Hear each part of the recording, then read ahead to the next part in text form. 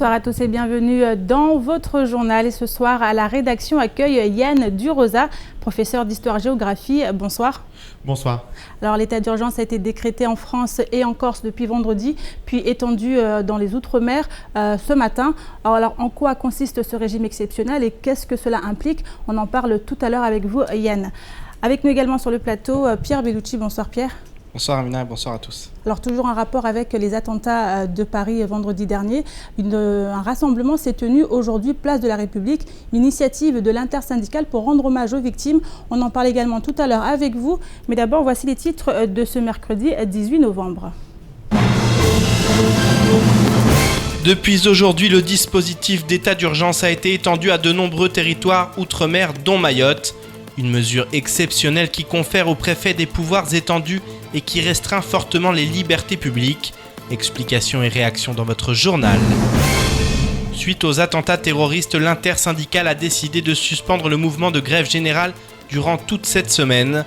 Mais avec l'état d'urgence, le préfet est aujourd'hui en mesure d'interdire toute réunion ou manifestation susceptible de troubler l'ordre public, mettant ainsi fin au mouvement jusqu'à nouvel ordre. La compagnie de théâtre Ariar accueille actuellement des comédiens venus de La Réunion. Kerbéton va se produire ce week-end avec une pièce forte sur le thème du deuil. Rencontre avec deux compagnies qui souhaitent développer les échanges régionaux en matière de théâtre. Aujourd'hui, à 1h du matin, un communiqué de presse est tombé dans les boîtes mail des rédactions. Un communiqué pour informer de la mise en application de l'état d'urgence dans les départements d'outre-mer et notamment à Mayotte. Jusqu'alors, seul l'Hexagone et la Corse étaient visés par cette mesure exceptionnelle. Une mesure qui confère de nombreux pouvoirs au préfet, entre en vigueur sur le 3e département. Nous sommes partis à la rencontre de la population pour connaître leur avis sur cette disposition. Un sujet signé Shakila Issouf et Fred Souleymana. Après les attentats de Paris, nos vies ne seront plus les mêmes. Voici les mots de Daniel Zaidani, conseiller départemental de Pamandzi. Pour répondre à la menace terroriste, le gouvernement a décidé d'étendre l'état d'urgence à la Guadeloupe, à la Martinique, à la Réunion, Saint-Barthélemy et à Mayotte. Ce régime exceptionnel est organisé par la loi 55-385 du 8 avril 1955 et coexiste avec d'autres modalités de gestion de crise qui sont l'état de siège, les pouvoirs exceptionnels et la théorie des circonstances exceptionnelles. Mais que pense la population de cette mesure extrême? Je suis tout à fait d'accord avec ça parce que bon, il y a des gens, on les voit ici, mais on ne sait pas forcément ce qu'ils pensent dans leur tête. Donc je pense aussi que c'est tout à fait normal que ça se fasse. À ce niveau-là, il faut prendre toutes les mesures qu'il faut pour éliminer la menace là, quoi. Bon, je pense que c'est normal si le préfet il fait ça parce que bien, ça se peut que c'est pour le bien de l'île, vu que c'est lui le chef de l'île. Du coup, s'il prend des mesures de sécurité, c'est qui veut dire qu'il y a une raison pour ça. L'état d'urgence implique donc plusieurs mesures qui sont les suivants: interdire la circulation des personnes et instituer des zones de protection de sécurité, procéder à des réquisitions des personnes et des biens, interdire des réunions et des manifestations, ordonner des perquisitions à domicile de jour comme de nuit, assigner à résidence toute personne qui serait jugée dangereuse pour la sécurité et l'ordre public et enfin d'ordonner la remise d'armes pour les personnes interrogées. Ces restrictions de liberté sont une bonne chose étant donné les circonstances. L'initiative du gouvernement qu'aujourd'hui il a pris pour pouvoir sécuriser le pays parce que sécuriser le pays, c'est me sécuriser, c'est sécuriser tout le monde. Donc tout ce que le gouvernement a décidé aujourd'hui, c'est bien. Je trouve que ça, c'est bien. Je pense que le préfet doit beaucoup économiser, se baser sur ce sujet. Parce qu'à Mayotte, on ne veut pas subir des pertes comme ça ou voir des gens pleurer partout et avoir des terroristes dans notre pays. Ici, on est musulmans, mais pas djihadistes. Entre peur et confiance aux autorités chargées de la sécurité, les Mahorais souhaitent en majorité que les personnes susceptibles d'être radicalisées soient identifiées et traduites devant la justice. Seulement, ils estiment qu'ils ne sont pas assez nombreux sur l'île pour être repérés et se noient dans la masse. La vigilance des autorités doit donc rester de mise, car Mayotte est un département français dans un pays en guerre. Alors l'état d'urgence, Yann, on l'a vu, en quoi consiste clairement ce régime, parce qu'il faut comprendre que ce sont des mesures exceptionnelles et quelle étendue auront ces mesures? Alors, il faut d'abord revenir légèrement en arrière et expliquer la philosophie de ce genre de mesures. Quand il y a un événement grave, exceptionnel, c'est ce qui s'est passé dans la nuit du vendredi 13 novembre, on sort du régime juridique habituel de droit commun pour passer à un cadre juridique dérogatoire. Le droit devient dérogatoire. On va appliquer des mesures exceptionnelles pour pouvoir régler rapidement un certain nombre de problèmes dans cette situation d'urgence grave. C'est ça qui est important. L'état d'urgence, la loi de 1955, elle a été appliquée que très peu de fois sur le territoire national. La dernière fois, c'était en 2005, circonscrit à 25 départements et aux grandes agglomérations. Et la dernière fois pour l'ensemble du territoire national, il s'agissait du mois d'avril 1961 où 4 généraux à Alger avaient fait un putsch. Donc c'est une mesure rare qui est très peu appliquée sur le territoire. Et donc cette fois-ci, au vu des événements, le président de la République, le gouvernement ont décidé de relancer l'état d'urgence sur le territoire français. Alors, donc, certains craignent, on parle des libertés, une restriction de liberté. Est-ce qu'ici, il y a vraiment cette crainte, elle est justifiée? L'état d'urgence permet de renforcer le pouvoir des préfets, permet de limiter les libertés, nos libertés fondamentales. Mais aujourd'hui, en Conseil des ministres, ce 18 novembre, un projet de loi a été déposé et on voit que les dispositions de l'état d'urgence qui sont comprises dans cette loi, on voit qu'on a priorisé ces dispositions, lesquelles ont été mises en valeur. Ce qui a été mis en valeur, c'est les perquisitions administratives. Auparavant, on a le terme de perquisition judiciaire. C'est un juge, un procureur qui décide de faire une perquisition. Les policiers le font, mais c'est sur ordre de l'ordre judiciaire. Là, on est sur l'autorité administrative qui va décider d'une perquisition, mais dès que la perquisition est enclenchée et qu'on va chez le domicile de la personne, là, le judiciaire est mis au courant et on enclenche le judiciaire. Auparavant, les perquisitions, elles se faisaient sur un canevas précis d'horaire. On parlait de 6 heures du matin. Là, elles peuvent se faire à n'importe quelle heure du jour et de la nuit. Ce qui a été décidé en Conseil des ministres aujourd'hui porte sur le fait sur des personnes qui pourraient avoir un comportement qui pourrait porter atteinte à l'ordre public et à la sécurité nationale. Donc, c'est le premier point. Ensuite, le deuxième point qui est mis en avant par le gouvernement aujourd'hui, c'est l'assignation à résidence. C'est-à-dire limiter les mouvements de 2, 3, 4, 5, 10 personnes circonscrites à leur domicile, où ils sont à leur domicile, surveillés, ils doivent pointer au commissariat ou à la gendarmerie de leur domicile. Donc c'est sur ce point-là que le gouvernement veut frapper. Les perquisitions administratives et l'assignation à résidence. Il y avait dans la loi de 1955 une disposition sur limiter la liberté de la presse.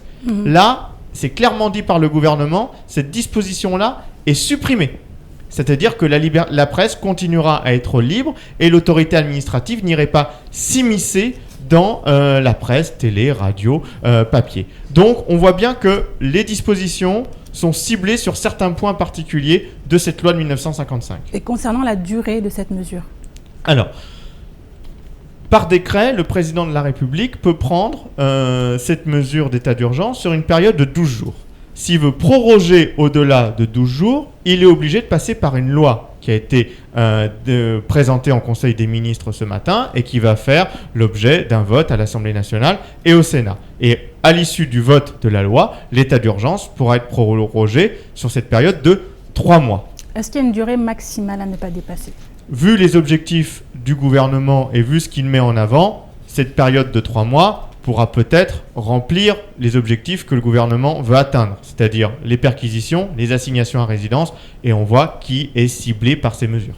Merci beaucoup Yann pour toutes ces précisions. On vous retrouve tout à l'heure dans le journal. Et on continue avec l'intersyndicale qui avait appelé au rassemblement ce samedi a finalement avancé l'événement à aujourd'hui à 15h30, place de la République. Ce moment d'union en mémoire des victimes a été suivi par les cadis ainsi que les femmes leaders musulmans, catholiques, athées, citoyens. Ils étaient une cinquantaine d'administrés à avoir répondu à l'appel et respecté 1 minute de silence pour les victimes de la capitale. Un sujet signé Abbas Ali, Pierre Bellucci et Leslie Vimnet. Malgré toutes nos différences, nous avons un point commun. Nous sommes tous des républicains. Des républicains, voilà ce que sont toutes ces personnes venues rendre hommage aux victimes des attentats terroristes. Pour les représentants religieux, il était inconcevable de ne pas être présent lors de ce rassemblement place de la République. Nous avons bien sûr été tous choqués par ce qui vient de se passer vendredi dernier à Paris et nous tenons à par solidarité venir ici présenter nos condoléances aux familles et aux victimes de cet attentat horrible qui s'est passé à Paris. Fraternité, liberté, tolérance, mais aussi espoir. Tels sont les messages délivrés lors de cet hommage ô combien symbolique qui a su rassembler au-delà des différences. Je tiens à être là pour être en union, surtout avec les victimes des attentats qui s'est passé à Paris. Et aussi manifester notre lien et notre amitié aussi, comme quoi nous sommes tous des êtres humains et nous voudrions donner le message de l'espérance et de l'amour. Parce que nous formons une même famille, la même humanité. Quelles que soient les religions, tous sommes enfants de Dieu. Et c'est pour cela que nous sommes là, pour témoigner de cet amour, de cette amitié. Je pense qu'il faut faire la part des choses. Aujourd'hui, il ne faut pas, surtout bien sûr, ne pas mélanger, ne pas mettre tous les musulmans dans le même panier. Et bien sûr, il faut les uns et les autres faire attention et puis s'unir face à cet acte terroriste qui vient de se passer. Et donc, en étant tous ensemble, comme on dit, l'union fait la force, et donc de combattre ce fléau. Porte-parole du Grand Cadi, président du conseil départemental, vice-recteur, tous sont tenus à être là pour partager ce moment d'union. Je pense que plus que les fonctions, ce sont les personnes qui sont représentées. Et je pense que ce que les cadis ont proposé de faire est une belle main tendue, et on se doit de tous être solidaires et se prendre la main pour montrer que la République française a du sens. Vers 15h30, 1 minute de silence a été respectée en mémoire de tous ces hommes et ces femmes morts pour avoir vécu libre.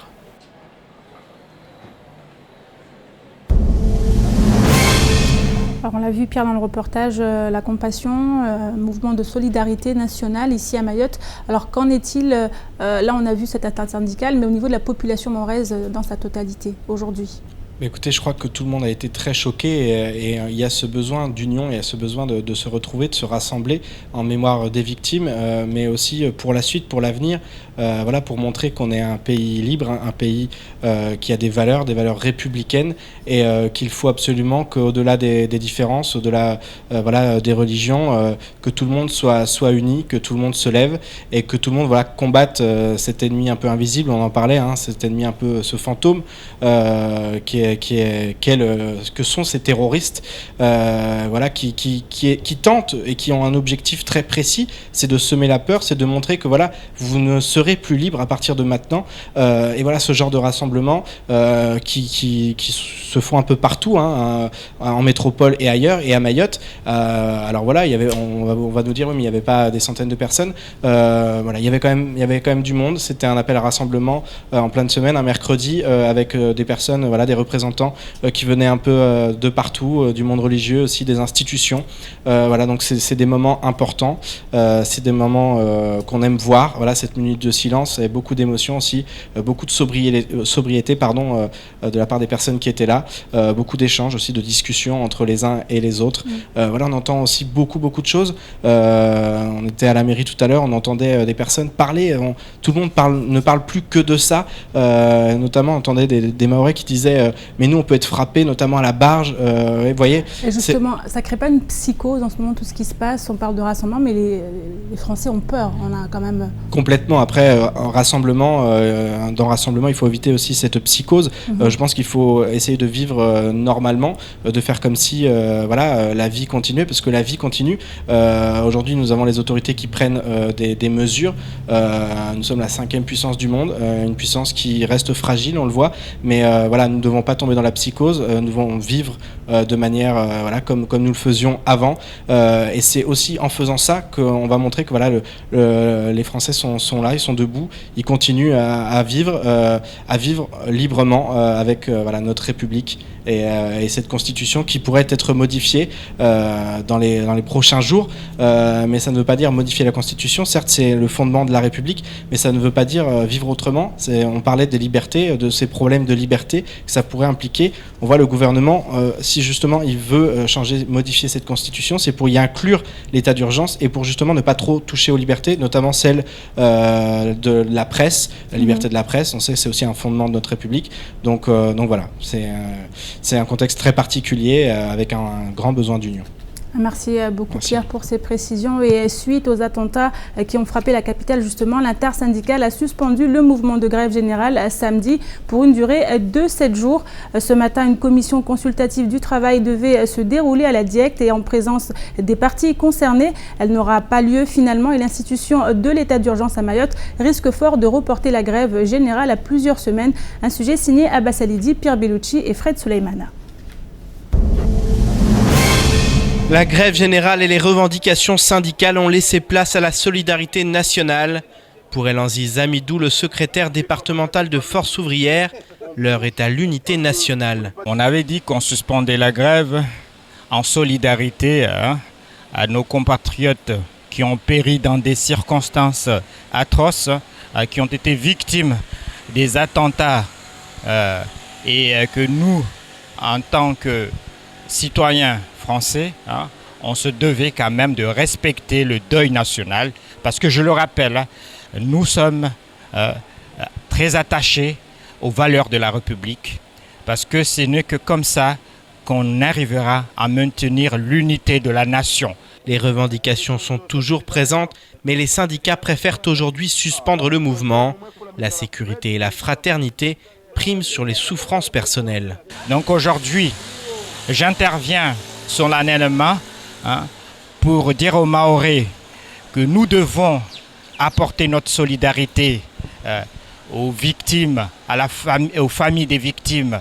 Nous devons soutenir les efforts qui seront déployés par le gouvernement pour assurer la sécurité de nos concitoyens. Donc, à mon sens, l'état d'urgence qui vient d'être décrété, c'est pour aider à maintenir la cohésion et l'unité de la nation et tout cela dans un climat de sécurité, parce qu'il faut le dire, les Français doivent vivre en sécurité au sein de la nation. L'état d'urgence a été déclaré cette nuit à Mayotte et parmi les pouvoirs désormais alloués au préfet, la possibilité d'interdire des réunions et manifestations. Toute grève générale risque désormais d'être illégale, du moins le temps que le dispositif d'état d'urgence soit levé. La préfecture nous fera en sorte pour nous interdire des rassemblements en se basant sur des problèmes d'ordre public. Donc nous ne mettrons pas en danger les agents. Donc, à mon sens, ce serait plus judicieux d'attendre à ce qu'ils lèvent leur dispositif pour se remettre dans les rues. La préfecture a cependant tenu par le biais d'un communiqué à réaffirmer que le dialogue social se poursuit avec l'intersyndicale.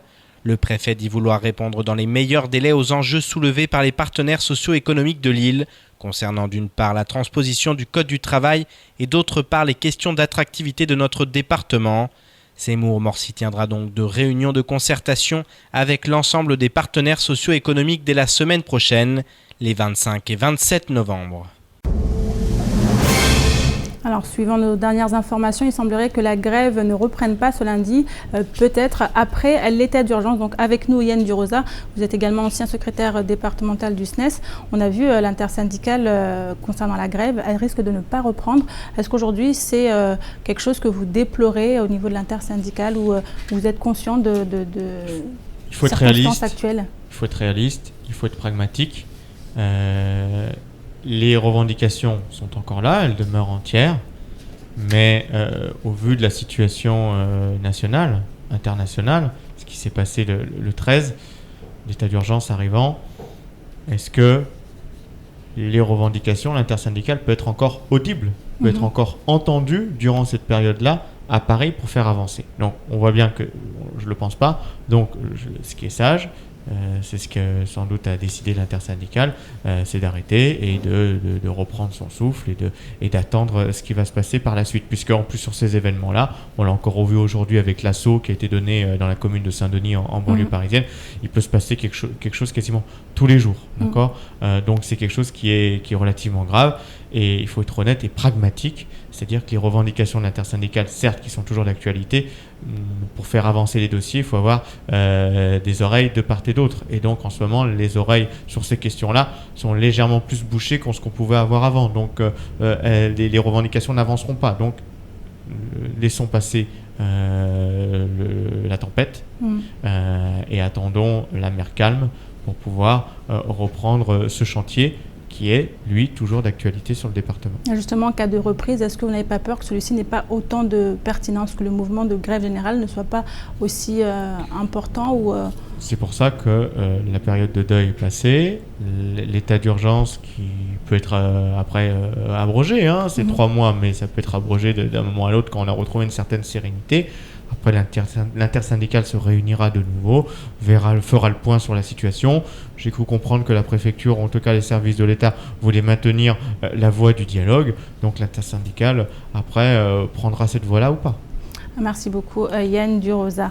Merci et on continue maintenant avec ce panneau électronique d'information qui depuis près de 2 mois est installé à quelques mètres de l'entrée du service de l'état civil de la mairie de Mamoudzou, géré par le service communication de la ville. Cet outil est censé permettre de dynamiser les actions menées. Objectif: informer régulièrement et en temps réel des manifestations publiques, festives, culturelles, associatives, des actions préventives ou le cas échéant d'une situation de crise. Reportage Shakila Issouf et Leslie Vimné.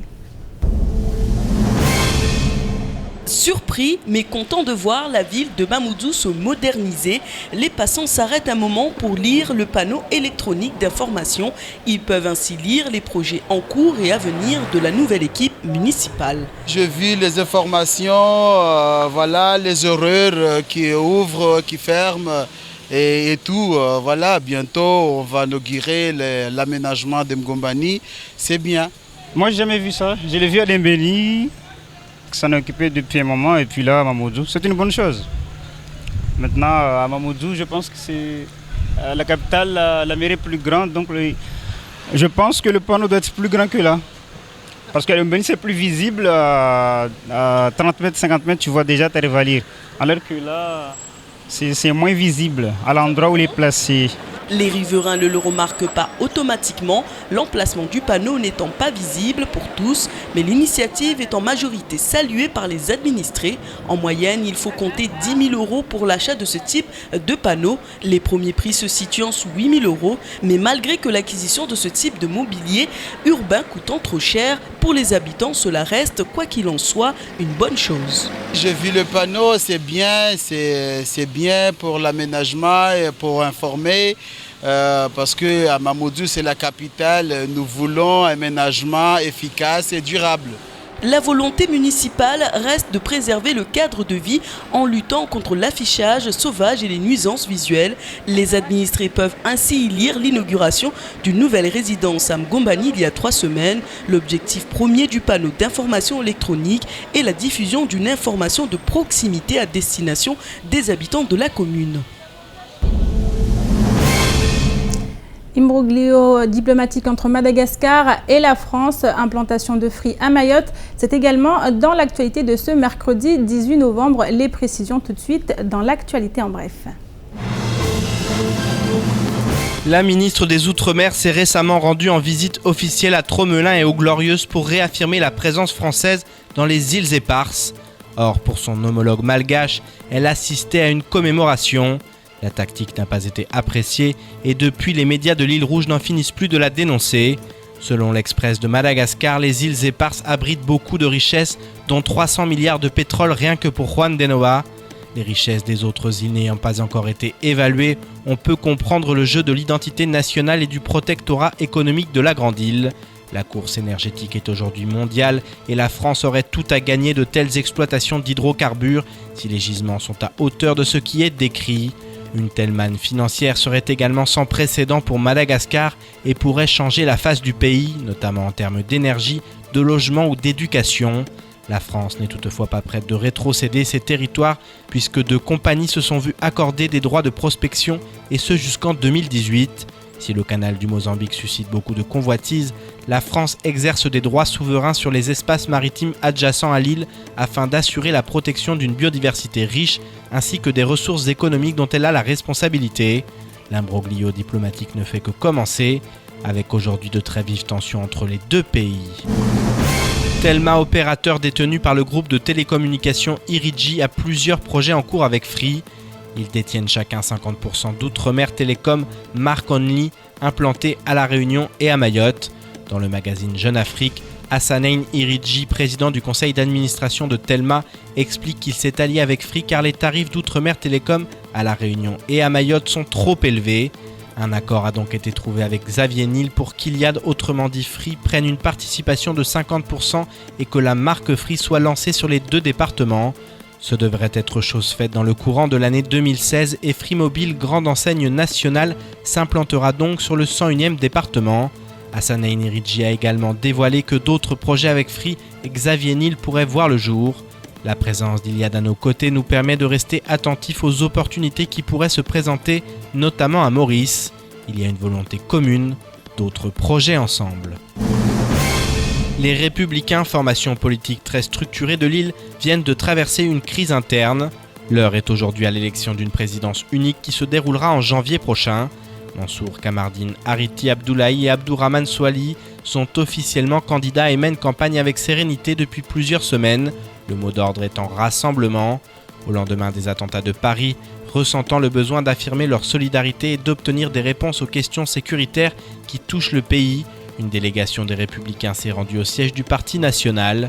Les représentants mahorais ayant rencontré Nicolas Sarkozy et selon leur dire, non seulement Paris soutient le candidat Kamardine, mais l'ex-chef d'État devrait également venir à Mayotte. L'immigration et l'insécurité seront les thèmes principaux de son déplacement, mais le développement économique et social de l'île ainsi que la départementalisation ne seront pas oubliés. Pour l'heure, aucune date n'a été avancée. Direction maintenant le sud de l'île à Kanikeli, plus précisément où est basée la compagnie de théâtre mahoraise Ariar. Celle-ci accueille régulièrement d'autres compagnies venues de métropole et d'ailleurs, actuellement, la compagnie réunionnaise Ker-Breton est à Mayotte afin d'y donner une représentation ce week-end. La MJC de Kanikeli sera ainsi le théâtre d'une pièce sur le deuil, écrite en collaboration entre Madagascar et La Réunion. Une manière d'entretenir et de développer les échanges entre les artistes de l'océan Indien. Un sujet signé Pierre Bellucci et Leslie Vimné. Si à Mayotte, la compagnie Ariar devient de plus en plus populaire de par sa créativité et son dynamisme, la compagnie réunionnaise Ker-Breton va se produire à Mayotte pour la toute première fois. L'auteur et metteur en scène de la compagnie nous en dit plus sur la pièce présentée ce week-end. Je viens présenter une pièce qui s'appelle Au bord de la nuit, une tragédie autour du thème du deuil. Et en gros, le pitch, c'est l'histoire d'une mère qui a perdu son fils et qui décide de le reconquérir coûte que coûte. Elle en appelle à la nuit, aux esprits, pour qu'on lui rende ce fils qui est mort-né. Et toute l'histoire est autour du deuil de cette mère et comment elle va retrouver son fils et une fois qu'on lui rend, ce qu'elle va en faire. Accueilli par la compagnie Ariar, Vincent Fontaneau tenait à présenter cette pièce à Mayotte. Une pièce qui est le fruit d'un travail commun entre Madagascar et La Réunion. On a prévu une série d'ateliers où nous on va expliquer la pièce, faire travailler et échanger un peu sur nos pratiques. Mais l'idée était surtout de de montrer une pièce qui a été écrite, qui est le résultat d'un travail commun entre Madagascar et La Réunion. Il est intéressant aujourd'hui que l'on soit ensemble pour créer et amener ces histoires et se parler les uns les autres. On est souvent à 1 heure d'avion et on se rend compte qu'on ne se connaît pas très bien en fait. El Majid Sindou, fondateur et comédien au sein de la compagnie Aria, nous explique en quoi cette pièce et la venue de Kerbéton lui tenaient à cœur. C'est le projet. Je n'ai pas forcément vu la pièce, mais c'est le projet. J'ai longtemps échangé avec le metteur en scène sur le propos qu'il est en train qu'il défendait sur scène, qu'il défend sur scène, sur le rapport à la mort, qui est aussi ici à Mayotte, on a un autre rapport, mais qui est aussi différent, qu'on avait envie aussi d'entendre ce qui se fait aussi dans la région. Et ça, c'est très important, l'écriture, les jeux de comédiennes qu'on ne connaît pas, quelles sont les pratiques à Madagascar, quel rapport au jeu. Donc tout ça, c'est une découverte pour nous et aussi essayer d'aller dans un sens où un théâtre régional peut peut-être naître. Faire naître un théâtre régional à Mayotte, un objectif que poursuit la compagnie. Alors créer à Mayotte un vrai point de théâtre, un vrai pôle de théâtre régional, international, c'est très important. Une manière aussi pour nous Mahorais, pour nous aussi comédiens de Mayotte, de nous enrichir aussi, de voir ce qui se fait et se nourrir aussi des autres pour se prendre aussi des distances et mieux s'interroger sur le territoire. C'est très important. Un projet comme ça a besoin d'abord aussi de s'ouvrir à ce qui se fait aussi ailleurs, autour de nous.